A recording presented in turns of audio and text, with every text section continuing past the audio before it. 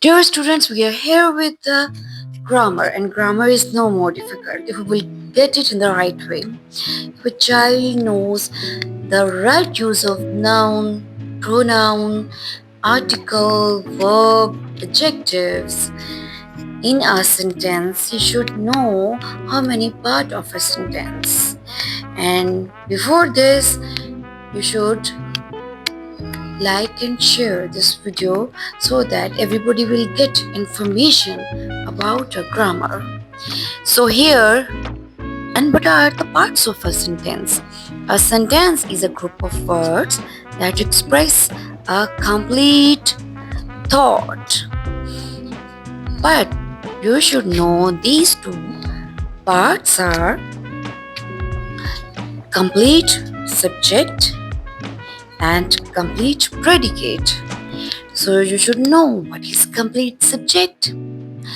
Complete subject means whom or what the sentence is about. The subject part may be more than one word.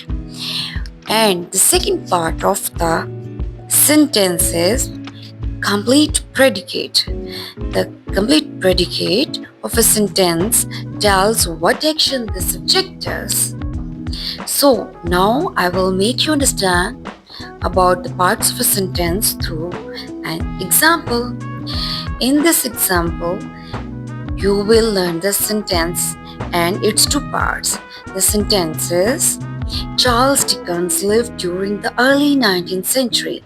Charles Dickens is a complete subject.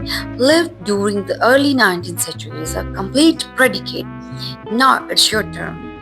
You will tell me Dickens lived in poverty with his family. Now, grammar is no more difficult if you will learn with examples. Stay in touch with our channel to know to get more information.